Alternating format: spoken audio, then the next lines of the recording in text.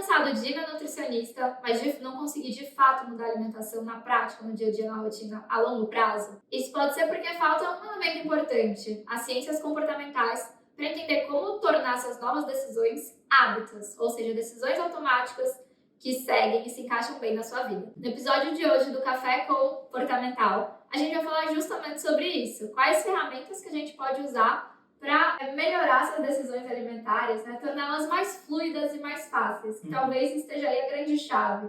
Não contar com o controle e a disciplina na mudança da alimentação, mas sim criar uma estrutura, um ambiente que permita que essas escolhas fluam da melhor forma possível. Cláudio, o que você mais fala aí quando a gente fala desse assunto? Eu falo sobre planejamento, porque eu entendo que deixar para fazer uma boa escolha a respeito do que vai comer naquela refeição, na hora da refeição, há sempre um risco da gente não conseguir colocar em prática aquilo que em algum momento a gente imaginou que fosse aquilo que a gente ia fazer naquela hora, né? Então, na hora da refeição, na média, a gente está com fome ou com pressa, e essas coisas acabam influenciando um tanto, muitas vezes de uma forma não pretendida, as escolhas que a gente faz. Então, eu entendo que para aumentar a probabilidade de você fazer uma refeição que está alinhada com aquilo que você gostaria de estar comendo naquele momento, alinhada com o plano alimentar que você está usando naquele momento, não tem nada que te ajuda mais a aumentar essa taxa de sucesso do que planejar antecipadamente as refeições do dia, as refeições da semana, as refeições do mês. Existem várias formas de experimentar essa solução. Pode ser você mesmo cozinhando umas marmitas, né, no sábado, no domingo, deixando a comida pronta pela próxima semana ou pela próxima quinzena. Você pode, se você não tem muita habilidade ou muita familiaridade com a cozinha, você pode contratar alguém para vir na sua casa fazer isso para você. Você vai à feira ou vai ao supermercado e compra aquelas coisas que você está familiarizado e está acostumado a comer. E essa pessoa que você contratou prepara essas marmitas para você. Tem o recurso também das marmitas congeladas, né, que a gente compra de pacotão e deixa guardado no congelador. O que disso vai funcionar bem para cada um? O que vai encaixar bem na vida de cada um, eu não sei, né? Mas eu acho que é uma coisa que vale a pena experimentar. Ou mesmo acho que ter essa decisão já tomada, né? Sim. Por exemplo, talvez você não precise passar o seu domingo preparando as marmitas para a semana, mas já ter recursos rápidos, tipo uma salada já lavada na geladeira, um brócolis congelado que em 2 minutos fica pronto, um filezinho de frango ou uma lata de atum. Sim. E aí já saber que na hora você consegue se virar com aquilo. Então, acho que cada um vai ter sua forma de materializar do jeito que melhor se encaixa na rotina. Mas esse ponto realmente é válido. Uma outra coisa que eu vejo limita um pouco as pessoas para muitas pessoas, né, uma necessidade de estar sempre comendo alguma coisa diferente, né, que eu acho que é uma coisa que é muito particular, né, muito pessoal. E para essas pessoas, realmente é preciso, talvez, né, ter uma variedade maior de comidas prontas para você ir variando as combinações. Hoje eu vou comer carne com arroz e esse legume, e hoje à noite, na hora do jantar, eu vou comer talvez a mesma carne, mas com um segundo ou um terceiro legume, e aí vou comer uma salada na hora do jantar. É uma forma de ter também essa estrutura montada com alguns pequenos ingredientes já prontos e preparados e ir variando as combinações entre eles. Perfeito.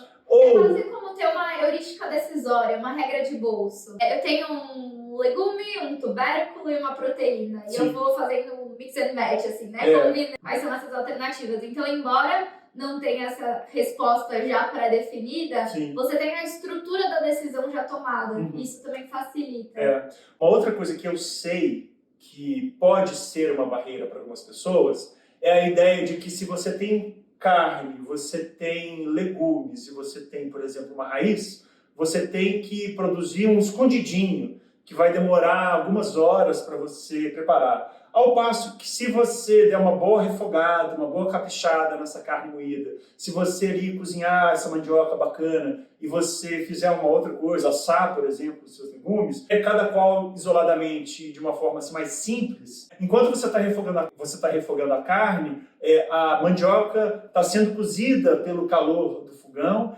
e os legumes estão sendo assados, né? Então, assim, você tem um tempo ali de preparo, mas durante uma boa parte do tempo de preparo desses produtos, quem está fazendo o trabalho não é mais você. É a panela no fogo, é a assadeira no forno.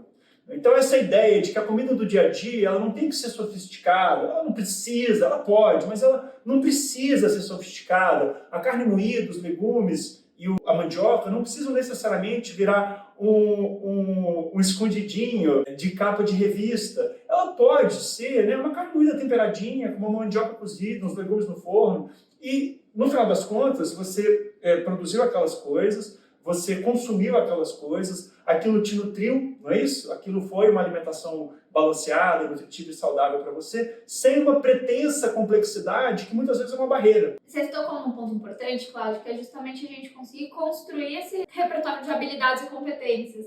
Então, para alguém que não tem o costume de cozinhar, não é óbvio que você consegue preparar esses alimentos de uma forma fácil. Claro. Da primeira vez que você vai fazer, isso vai ter um custo maior. Sim. Afinal, acho que cozinhar envolve um pouco, né, um risco, Sim. testar, ver se dá certo. Certeza, Mas, exato. E a gente tende a ser avesso a incertezas, claro. né? Um mecanismo aí decisório super importante. Então, sabendo que, na primeira vez, né, vai ser um pouquinho mais complexo, a gente Sim. tende a dar errado, como Sim. ir aberto com essa curiosidade de testar, de errar, experimentar de novo. Claro. Uma coisa que eu gosto muito nesses casos é uma estratégia que chama copia e cola. Conversar com pessoas que já fazem isso, justamente como você se organiza, como você prepara. E é nesses papos que muitas vezes a gente vê alguém muito similar a gente conseguindo se organizar. Legal. E você entende as especificidades de uma forma, né, de materializar essa organização. E como é que você materializa a sua organização? Eu faço muito isso de apostar em preparos rápidos, Tá. então eu tenho aí alguns salva-vidas, essas heurísticas decisórias. Eu gosto de ter esse cozinhar rápido, esse momento de 20 minutinhos onde eu faço jantar,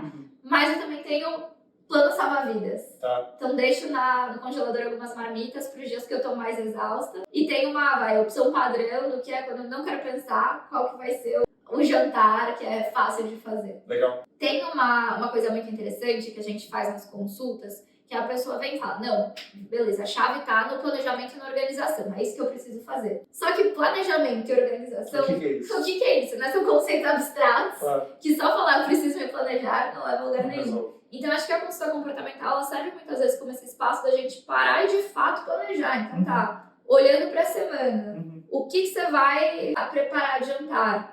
Quando você vai cozinhar isso? Quando é o momento do seu dia que você não tá cansado e conseguiria? E várias vezes a pessoa fala, não, vou preparar quando eu chegar. Falei, ok, pensando assim agora a gente consegue. Agora, pensando em você, chegando do trabalho, considerando a sua disposição, o seu estado de ânimo, você acha que essa vai ser uma decisão consistente?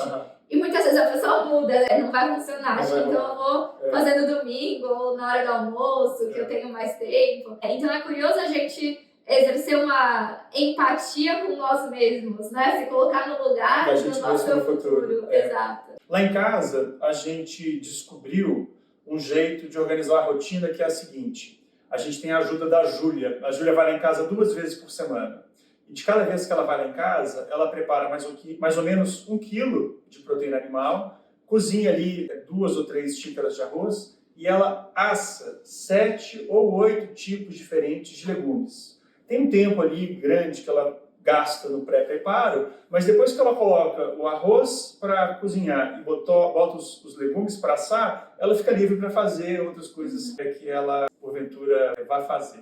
No final das contas, a gente tem uma proteína animal, arroz e 7 ou 8 legumes que assados vão durar super bem, vão sobreviver de forma linda na geladeira pelos próximos 2, 3 ou 4 dias, quando ela então volta e cozinha de novo. A ideia de fazer 7 ou 8 legumes diferentes é que na hora do almoço eu posso comer a proteína animal com arroz e 2 ou 3 dos legumes que ela fez. No jantar eu não preciso repetir, comer a mesma coisa que eu comi no almoço. Eu posso mudar a combinação dos ingredientes e ter uma outra refeição. E o que eu acho mais legal é que esses legumes eles vão ao forno do jeito que eles são, temperados com sal, pimenta do reino, eventualmente uma ervinha, mas não levam nenhuma outra, eles não sofrem nenhuma outra produção. Então é abóbora assada com sal e pimenta do reino, é abobrinha assada com sal e pimenta do reino, e é um jeito prático e recompensador muitas vezes, porque é o legume com gosto de legume, tá? Você está entendendo?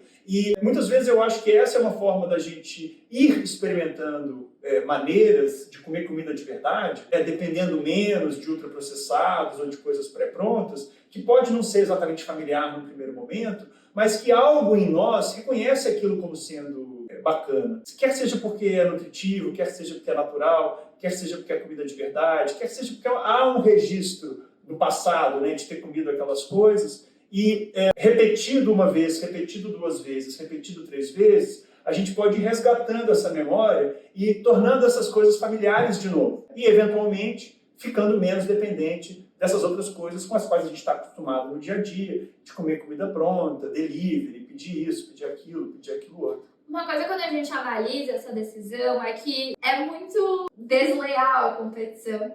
Se você for comparar, por exemplo, o alface que você compra na feira versus o delivery que já chega prontinho, temperado, é só abrir e comer. Sim. Tem um custo muito maior, né? Então, é muito interessante a gente realmente equiparar os custos ao menos, né? Já que o pilar da satisfação pode não estar jogando a seu favor no primeiro momento. E aí tem uma diferença muito grande entre o alface no fundo da gaveta versus o alface lavado, versus o alface picado, versus o alface já temperado e montado numa salada. E aí muitas vezes a gente não percebe que essas pequenas fricções, na verdade, são as barreiras que nos dão preguiça naquela hora. E isso é uma tendência humana, a gente vai sempre ir para onde exige o mínimo esforço. A gente vai economizar energia. Sim, claro. Então, como a gente garante que a comida é saudável, ela está a mais simples possível. Sim. Né?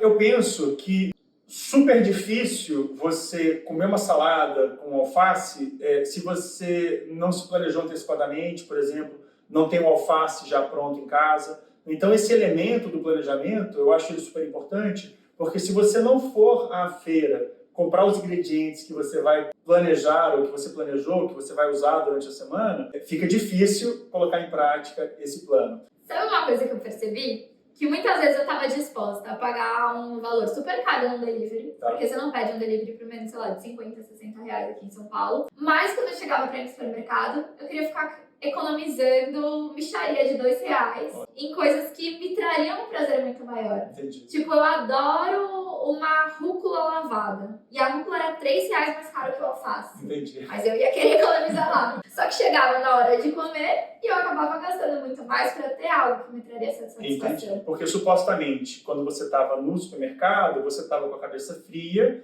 daí estava sendo capaz de fazer essas decisões, fazer essas contas, imaginar ou planejar a tal da economia do final do processo, né, na hora de pagar, mas você, quando está lá, na hora da fome, com pressa, querendo resolver o seu problema da sua refeição com delivery, você não pensa em nada disso. Você só quer resolver o problema da refeição daquele momento. Sim, mas aí eu acho que é muito válido a gente mudar a chavinha de que às vezes vale a pena não fazer economias de satisfação em coisas que vão ajudar nessa estrutura que está alinhada com os nossos objetivos. Entendi. Então tudo bem você pegar uma fruta mais cara, uma verdura mais gostosa, né? Algo que te traz um prazer maior e que está alinhado, quando a gente se permite essas mesmas exceções e indulgências. Por que não mudar a chavinha aí para alinhar aí o prazer a algo que também é interessante? Um ponto muito importante, então, para essa aderência a planos alimentares, a uma nova alimentação, é não só ver se a gente está, de fato, comendo o que nós nos propusemos, mas o quão fácil isso está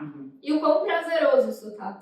Porque eu acho que é só quando a gente garante, né, o comportamento, mas sob essas condições, é que a gente garante que a gente desenvolveu, de fato, uma estrutura que permite seguir nela a longo prazo. Então, se você ainda não respondeu notas maiores do que 8 numa escala de 1 a 10, na facilidade de fazer essas escolhas ou no prazer, te convido para vir para uma consulta comportamental aqui da LIT, porque a gente com certeza tem o que trabalhar. Até a próxima!